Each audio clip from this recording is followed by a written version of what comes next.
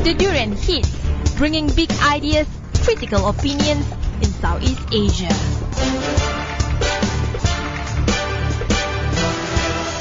Hi, this is Arlene and you're listening to Durian ASEAN, the voice of discovery and sharing.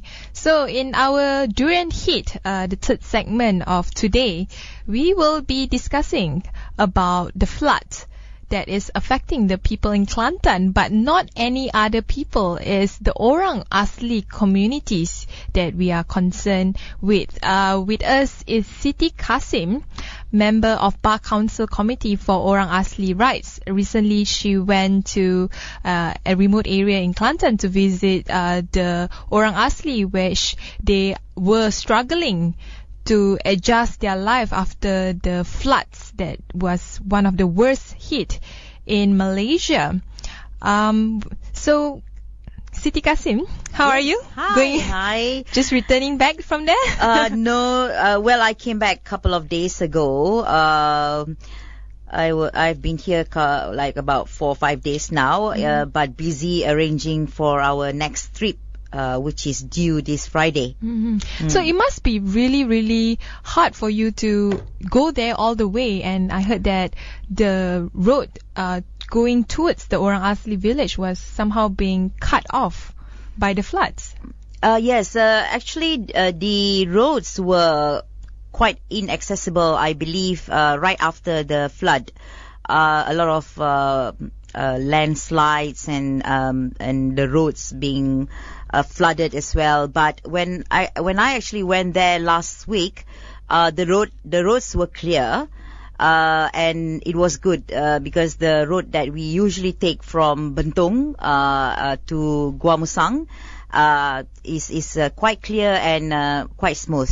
So there was no issue about roads at that time, yes. So for this particular Orang Asli community, can you describe to us who they are and how many of the are they, the population, and what is their lifestyle exactly? Right, okay. The one that I've been going to a lot is the Gua Musang Orang Asli, and these are actually the Tamias. They are from the Tamia tribe. So there are about 12,000 of them in Gua Musang, which I know a lot of people are not aware. There are so many Orang Asli in Gua Musang because they live actually hidden away in the jungles. So a lot, even the Gua Musang people in town are not aware there are so many Orang Asli inside Kuala Betis. So if we are going to Kuala Betis, from Gua Musang to Kuala Betis, that will take about 45 minutes. And that is the gateway to this Tamia land. They live there most of the time. This Tamia, they actually live just like they have lived, hundreds of years ago, and they like to live like that, basically. And this is why I always believe that we must respect their wish to live as they want to. But of course, the problem is that nowadays, the government wanting to assimilate them to our society. To become more Malay, or but is it really it's an open secret, isn't it? I mean, to talk about how the Orang Asli are being treated as probably third-class citizen in a way. Yes, very much. And they are being forced into conform to a certain ethnic city, so that they are able to access the kind of rights. Yes. Actually, this is the Orang Asli are the most poorest in this country, and people call them backward, but I don't think they are backward because they are not stupid. They know what they want, but the only thing about Orang Asli is that all these years they have been conditioned to be afraid or to be in fear of the authorities. That is really their problem.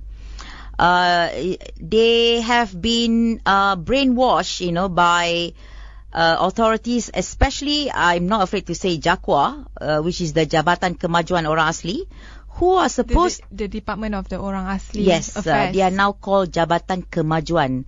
I'm not sure which Kemajuan they are promoting for the Orang Asli, but they are actually just there to control the Orang Asli rather than to help them. This is really the key problem. The Orang Asli have been all these years the only point of contact, and they trust Jakwa very much because all and everything, even from giving birth, registration, being sick, everything they have to go to Jakwa. They have to inform Jakwa about everything. So much so they believe that Jakwa is like their father. This is really what they say before. But now with the exposure of the medias and more accessible, kind of knowledge, so they know now that their rights have been trampled on. So this is why now they are fighting back, and they want their rights to be respected. Mainly is about land issue. That is really their problem, because the land, the state government not recognizing their land rights, despite what the courts have actually, said that Orang Asli do have land rights. This is the problem that the Orang Asli are experiencing right now. Not only that, of course, they have this access to health, access to schools, so many problems, because they live quite deep inside. Not all of them, but quite a substantial amount of them that actually live in the interiors. Yes. So what is the population of the Orang Asli in total? There in Kelantan? In Kelantan, there are 12,000. 12,000. Yes, but the community that you went, which is the Temuan? Temia. Temia. Yeah, there is a Temuan as well. But I'm confused. Yeah, the Temuan is actually mainly in Selangor and Negeri Sembilan, little bit in Melaka. Okay, this mainly Temuan are in this area. But in Kelantan, they are all Temias, of course, unless they mix marriage with other tribe. Like lodging as well, they are all Temias. Yeah. Yes. Talking about lodging, they actually live next to the jungle, right? And they actually live next to lodging companies, right? Yes, basically, now in lodging, there are some villages who are who are quite deep inside, so they are not so affected by the farms, the vegetable farm and all that. But those who are living closer to the highway near lodging, they are now sitting, actually living on top of the farmyard, the vegetable farms. And these people just open up land, in front of their house even, and just open up this vegetable farm. And so when the Orang Asli make noise, okay, they will try and bribe them, and give them loads of vegetables for free, or even give some money, So there's no control.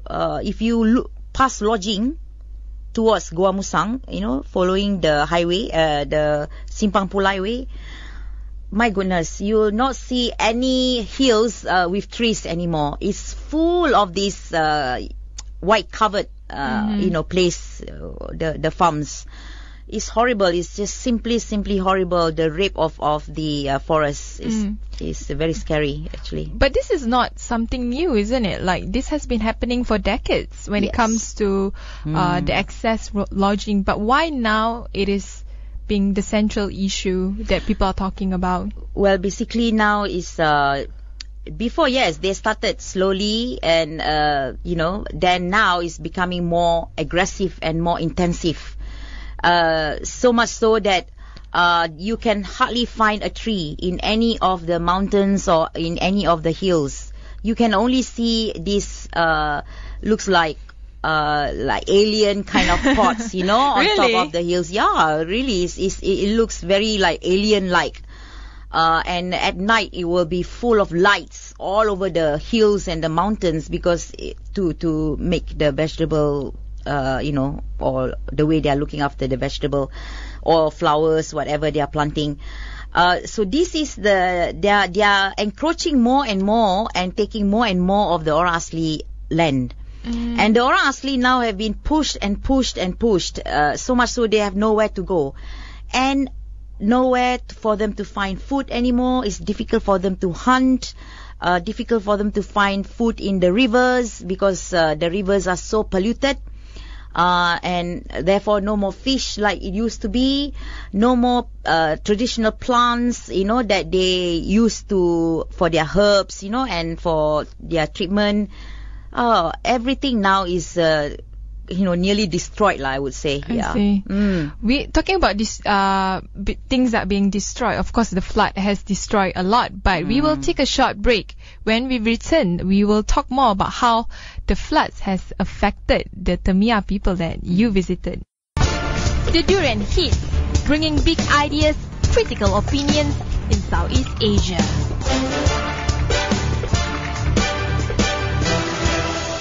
Hey, this is Arlene and we are back again with our discussion on the floods in Kelantan with a focus on the forgotten struggle of the Orang Asli, which Siti Kasim, the Bar Council for the Orang Asli Rights, had highlighted earlier.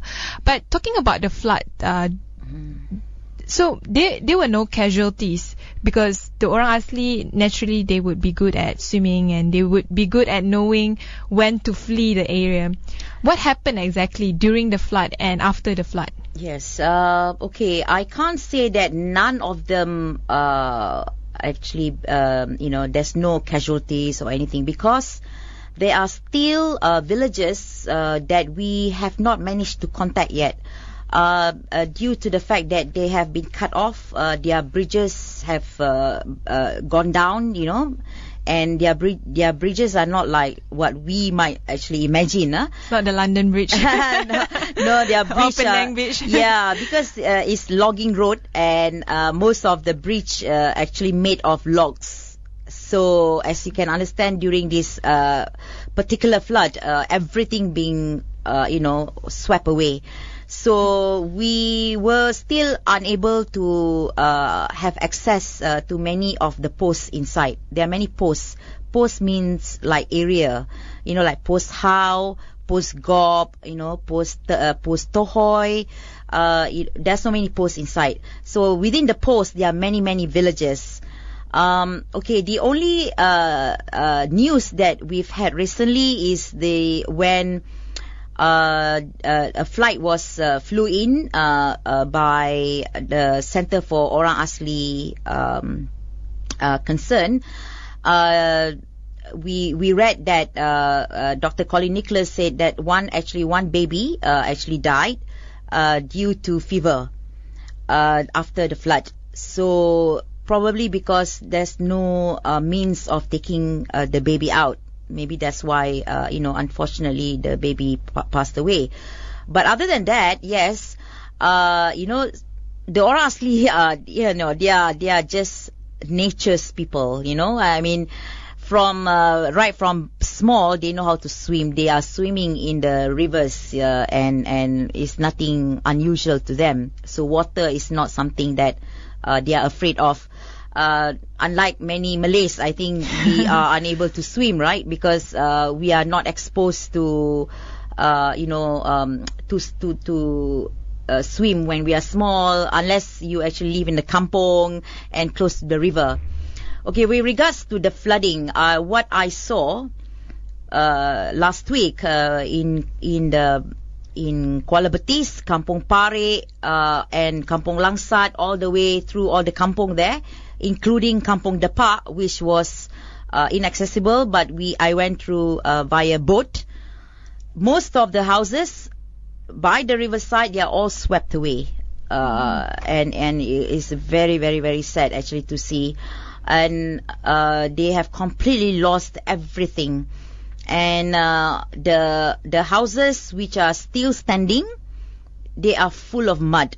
Of course, these houses actually is not really what you and I will call house lah. It's more like a shack. Even it's made of Just pillars of woods, is it? Yeah, no. Sometimes they make from bamboo and wood combined together, but as well as the one that the government gave them, the so-called PPRT houses, which is made of bricks. But these PPRT houses is just, I wouldn't stay there.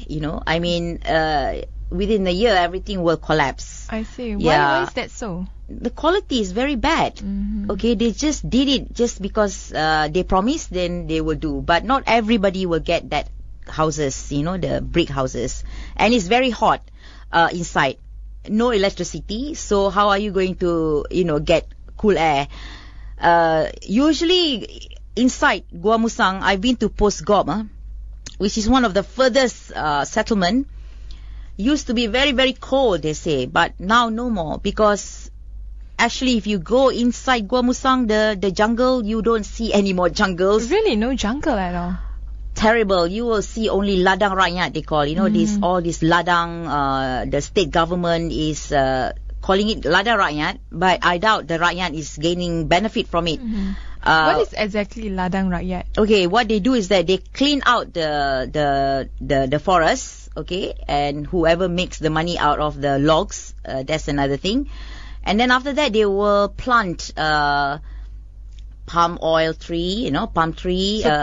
So more the commodity crops that they will plant. And now, recently, a couple of years back, they started to plant rubber trees because rubber is becoming more expensive. So they want to plant that. So this is actually a scam, this. The state government, okay, I'm sorry, I just have to say about the Kelantan government, they have absolutely no concern or any care towards the orang asli. They say outside, oh yes, we take care of our orang asli, but I don't know whether I can use this word lah. It's all bullshit lah, to be honest.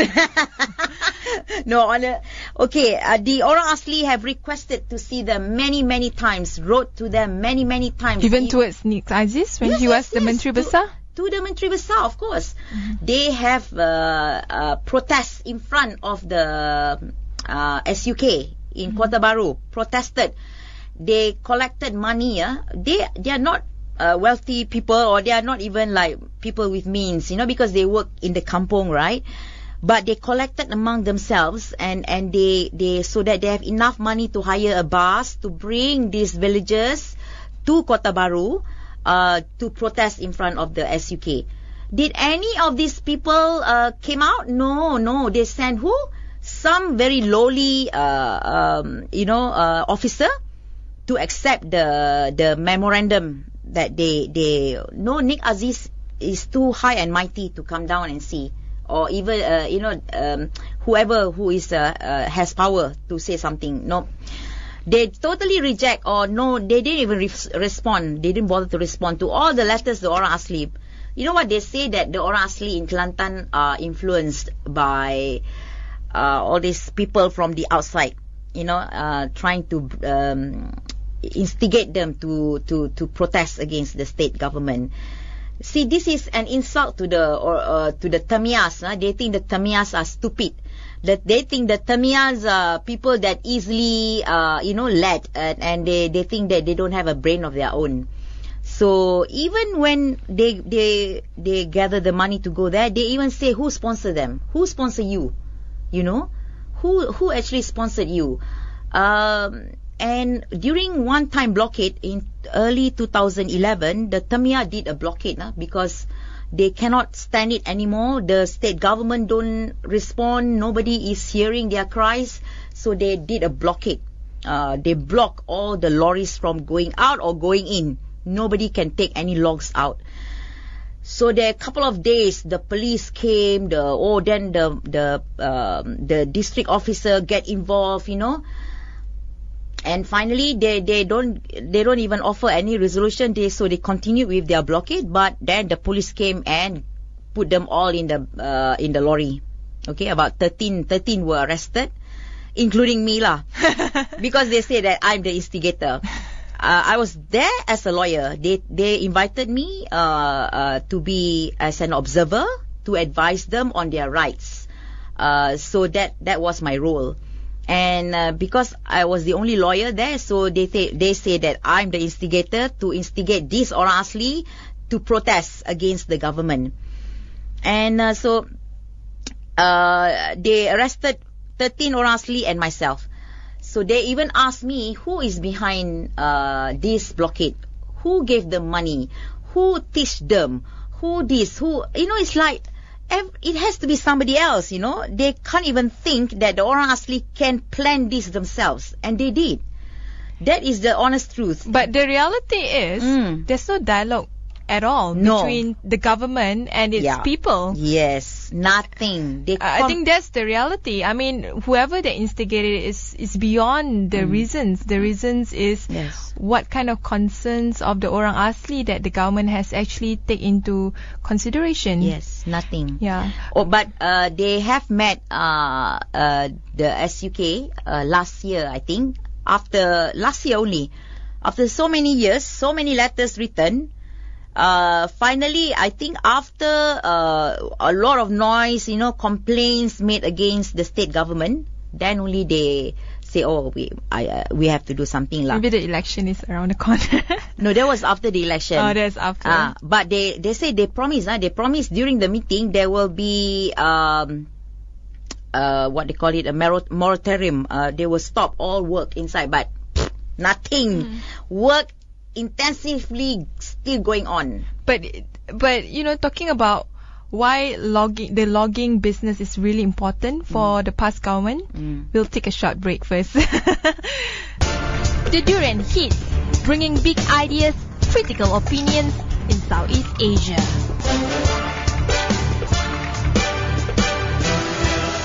Hey, this is Arlene and we are back again with Siti Kasim, the strong member of the Bar Council for the Orang Asli Rights Committee. Yes. So, to continue our discussion just now, we were talking about the past government and its affiliation with the logging companies.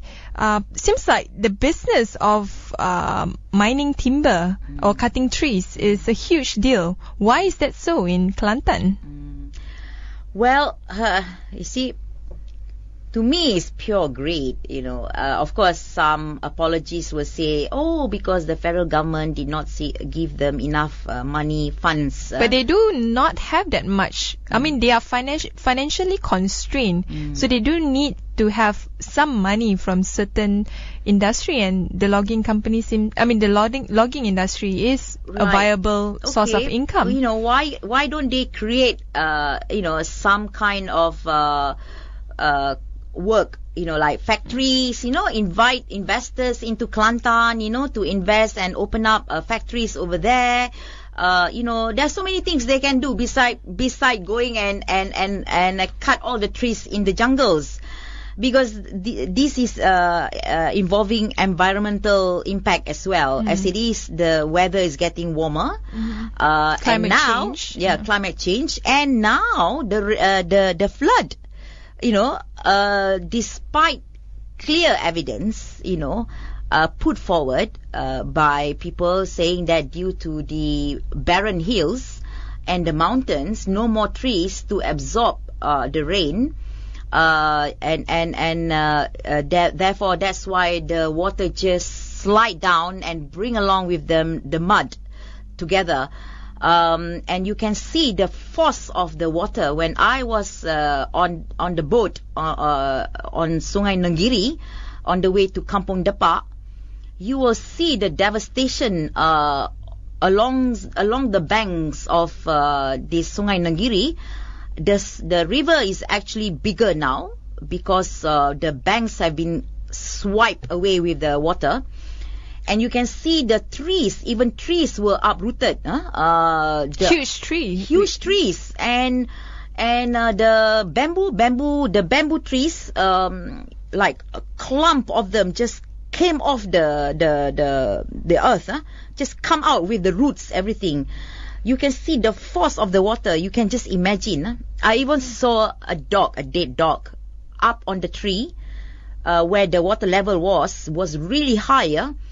I think during the water passing through the trees, the dog unfortunately got stuck in there. and it's just a very insightful thing. And actually, the water as well went on top of their graveyard, their ancestors' graveyard. Yes, that was their graveyard, and when we were passing there, we actually saw these black, the gaga. Oh yeah, the black, the birds. Yeah, the black birds. Yeah. That actually eat meat, right? So I suspect, because no one has gone there yet, some of the bodies probably, or I don't know, maybe the graveyards are already being, the water brought out some of the bodies. I don't know, but anyway, somebody has got to check that, because we saw a lot of these black birds around that area, flying around just there. So we were quite scary as well that day. But yes, this is, I do strongly believe, is due to the fact of the logging, the massive logging going on. I can tell you, I actually timed, and I sat for half an hour, and I counted how many lorries passed through with logs. It passes through every 5 minutes. One lorry will pass through with a huge amount of logs on top of it going out. So you imagine, in half an hour, if every 5 minutes one lorry pass, how many trees have gone inside? It is just simply unimaginable. I mean, you will not believe it if you actually go. Somehow I think they are quite clever. They don't actually log by the roadside. They don't really touch the one that can be seen. But inside, go inside, is really, really less, nothing left.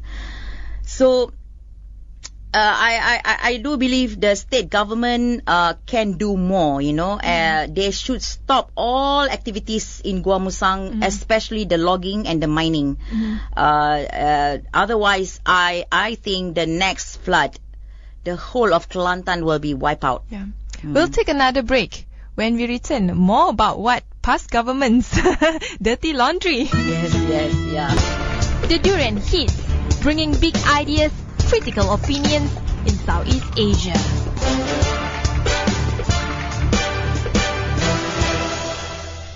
Hey, this is Arlene. We are back again with Siti Kasim to talk about the plights of the Orang Asli in Kelantan in regards with the excess logging and also about the floods itself. Before we continue with addressing the flood issue that is happening right now, just about the logging, you said that now there are barren lands within the interior jungle of Kelantan. But when it comes to the local past government, which is actually they claim themselves as an Islamist government, isn't environmental degradation or excessively, causing damage to the environment against the principle of Islam, or is it not part of any part of religion at all? Well, people will say, because whatever I say about religion, not to be believed, because of course they say that I'm not covering my hair, so whatever I say is not Islamic. That is the unfortunate thing about our society. But basic common sense about exactly religion, regardless whether it's Islam or whatever religion, is environment taken into account as, protecting environment, is it part of the duty of a religious person? I'm sure it is. And I'm sure it is part of the duty of a Muslim to ensure that you are not going to harm another person, and as well as by harming the environment. Actually, this is like what we call I can't remember right now, this, that you do something bad to something, and it's then like a karma. It's at the tip of my tongue. Like when you hit something, they will fall down, and they will hit everything else as well. Domino effect. Oh, it's the the domino effect. Yes. the domino effect. When you actually, in Islam is well known, you are not to harm another person. Even if you are not that religious, it is very clear. Any religion will actually say that. When you harm the environment, you are harming the people. Okay, when you cut off all the trees and you have complete disregard about the sustenance of the land, and whether this is going to do any good to the weather or not, then you are harming the people who live around there. So for me, no matter what past claim themselves to be, if they claim they are very Islamic, they are very religious, but their behavior is not religious. As far as I'm concerned, a religious person will actually be concerned about the society, not just rituals, okay? Rituals is another thing. Not just make sure that everyone goes for Friday prayer. Yes, or not, that's mere rituals, But more importantly is actually the well-being of your people. That is more important. It is not about whether you go and pray. You don't pray, you will be punished or put to jail. Yeah, put to jail or whack or wallop or or fine or whatever. Or whether you wear tudung or not, whether you cover your hair or not. No, it's all appearance to me. Past is more on punishment rather than concern about the real thing about being a Muslim, which is to take care of the people, the well-being of the people, of the environment, of everything else which is really essential. So to me, they are not Islamic. Mm-hmm. To me, and I'm sure people who use their brain, if they do use their brain and not being worry about what the so-called ulama will say, and let their brain to freely work on its own, they will see the practice by this so-called ulama are really, really, okay, I will use a nice word unbecoming But honestly, I have worked with orang Asli for many years and being ignored and not being respected, and trying to Islamize them. This is one of the agenda of PAS, to Islamize the orang Asli.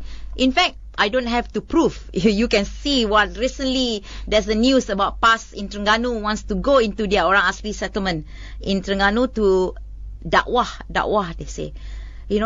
With all the flooding, with all these things, what they concern, they want to dakwah the orang Asli, meaning they want to spread the Islam. Mm-hmm. And I can tell you many stories about how orang Asli being Islamized. Mm-hmm. They just try to Islam, and then once these orang Asli become Muslim, do you think they will care after that? No, they just leave them. Nothing. Okay, maybe they'll get 50 ringgit or something like that. And most of the time they become Muslim because there's some enticement. Okay, not because they really genuinely believe in the. So in other words, religion has become a political tool for religious leaders or leaders in general to somehow create support system for themselves. Yes. This is what it meant to be.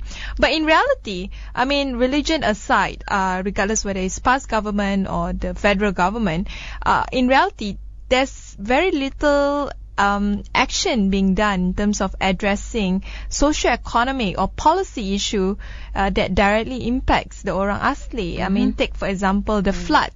As we all know, the flood has impacted so much the orang Asli that now they are living in shacks, like you mentioned just now. But if the government, if there's still a gleam of hope for PAS, what kind of way forward do you think they should do to make sure that the orang Asli are able to resettle themselves in their homes after the floods? I just want to say, up until now, I have not heard from the orang Asli that any help have come in from PAS. Not that I've heard. Oh, sorry, I beg your pardon. There's one truck the other day. This guy called himself to be from PAS that gone into Kampung Angkit.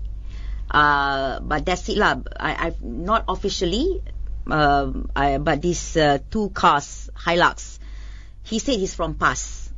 So I must say that maybe these two cars, with two full of Hilux. But anyway, there are so many of our Asli who are still struggling inside. Okay.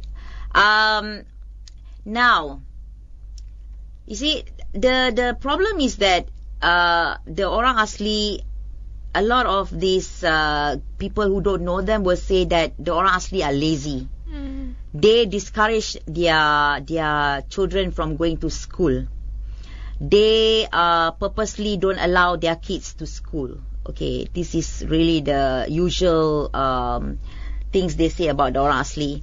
And I want to ask you, would you send your 7-year-old to go and live in a boarding school? A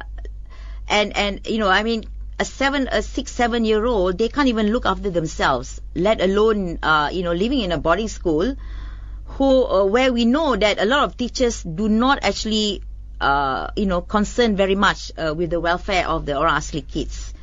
Okay, I can tell you that they will call the orang Asli kids bodoh.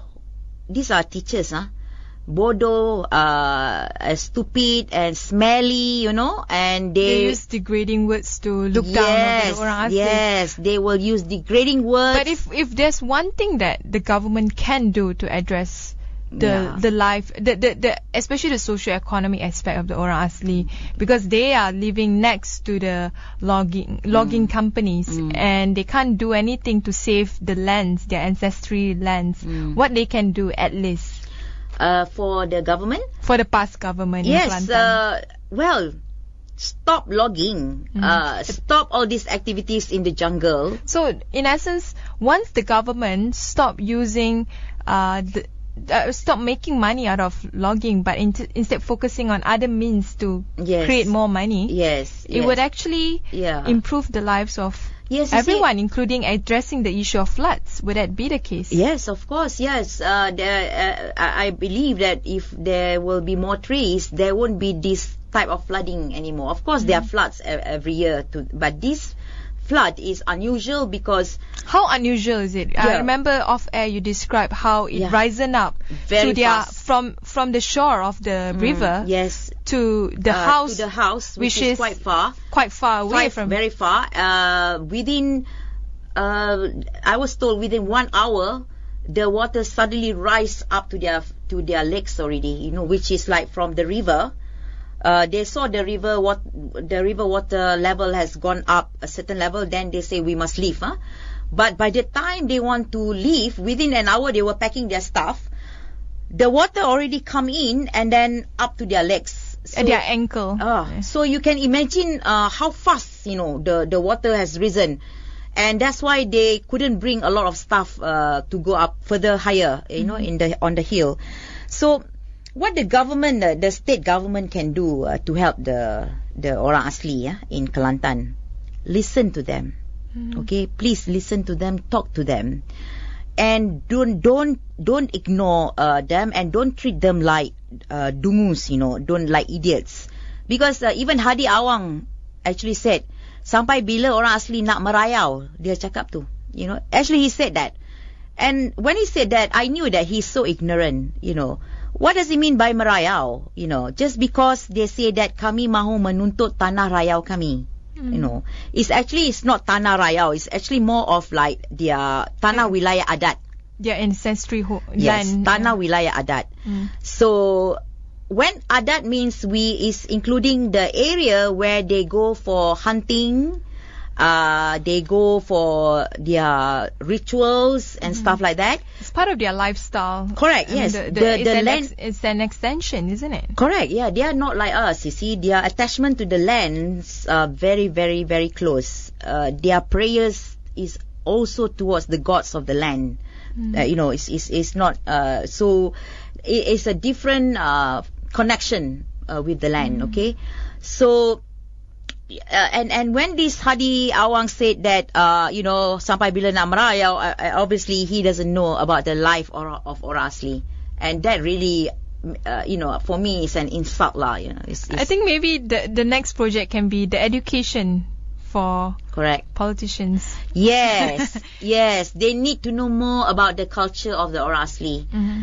What I really wish for, this is what I hope for the Orang Asli, that no more lands taken away from them, and leave them to live the life they want to lead. If they want to live, because money to them is not important, to them is, I have Orang Asli who come to KL for meetings and stuff. They want to go back the same day. And I say, no, why don't you stay on? I can take you around to see KL. No, cannot sleep, they say. They cannot stand the smell, they say.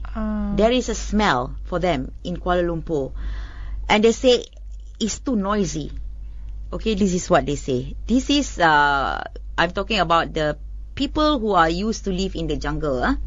Leave them alone, but we must give them easy access to education, to health, to whatever they want to do. Infrastructure, the road especially. Okay. Right now, if there is no logging happening, there won't be any road going into their kampungs. So, do some basic infrastructure. Give them clean water at least. This is not the role of the state government, of course. This is actually the role of JAKWA, it falls under federal government. JAKWA, I must say, is probably the biggest culprit of all. Because, you see, when we inquire about all this logging, all this work on the Orang Asli land, all the pejabat tanah, the land office, all the department, they will actually say, no, we consulted with JAKWA. Mm-hmm. They consulted with JAKWA. Because JAKWA gave them the green light, they say they went ahead. So who is now actually the culprit? If it's true that they have consulted JAKWA, but JAKWA did not consult the Orang Asli. JAKWA thinks they are the Orang Asli. That is a fact. Mm-hmm. They think they are the Orang Asli. And then the way they degrade the Orang Asli, they treat the Orang Asli, not all, I must say, the officer, but some of them treat the Orang Asli the Orang Asli like idiots, like really have no brains. Really, that makes me upset. I am not happy with JAKWA at all. I said I want to get the federal government to do an audit. Mm-hmm. An audit. How much money really gone to the Orang Asli? Mm-hmm. There'll be lots of scandal. So there will be another issue to talk about. Yes. So I guess at the end of the day, both the state and federal government has to somehow work together. Although today's news, they actually yesterday's news, they reported that they are going to work together to address the flood issue. But hopefully they will address long-term issue that is affecting the Kelantanese people, especially the Orang Asli. Yeah.